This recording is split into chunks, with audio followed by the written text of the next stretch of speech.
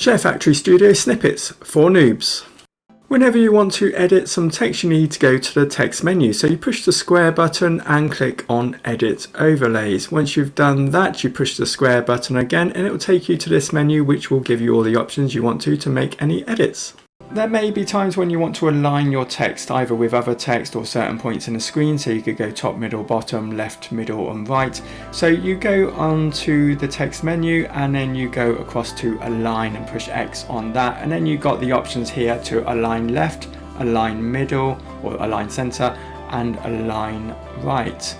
So on this screen, strangely on the align section, that's the only options it gives you, which is really strange, because if you went into transform, you can see down the bottom it's got a square and a triangle, and that gives you the options of going left, middle and right, but also top, middle or bottom.